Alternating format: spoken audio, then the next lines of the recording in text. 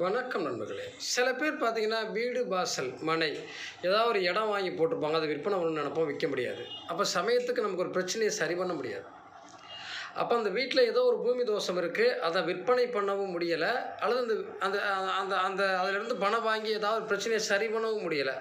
அப்போ நிறைய போராடுவாங்க. இந்த இடத்த விட்டு நம்ம மாறவும் முடியல, இந்த இடத்த விற்கவும் முடியல, ரொம்ப போராட்டமாக இருக்கு அப்படின்னு. இது நம்ம ஒரு வீட்டில் ஒரு கிணறு தோண்டியிருக்கோம்னு வைங்களேன், அந்த கிணறு கூட தவறுதலாக இருந்தால் அதுக்கு பிள்ளையார் செஞ்சு, அந்த பிள்ளையார் அதுக்குள்ளே பூ, சந்தன குங்குமம்லாம் வச்சு அதை பூஜை பண்ணி அதுக்கப்புறம் அதுக்குள்ளே வச்சு தான் மூடுவாங்க. அப்போ தான் அந்த வாஸ்து தோஷம் குறையும். அது மாதிரி அந்த பூமியில் ஏதாவது ப்ராப்ளம் இருக்குது, பிரச்சனையாக இருக்குது அப்படின்ட்டாலே அந்த வடகிழக்கு மூலையை நோக்கி அந்த பூமிக்குள்ளே ஒரு ஒரு ஒரு ஆழமாக குழி தோண்டி அதில் இருக்கிற மண்ணை எடுத்து அந்த மண்ணுக்கு பிள்ளையார் மாதிரி பிடிச்சி அதுக்கு சில பூஜைகள் பண்ணி அப்புறம் அதுக்குள்ளேயே போட்டு மூடிட்டோம் அப்படின்னா கண்டிப்பாக இந்த மனை வீடு தோஷம் நீங்கி விற்பனையாகும்.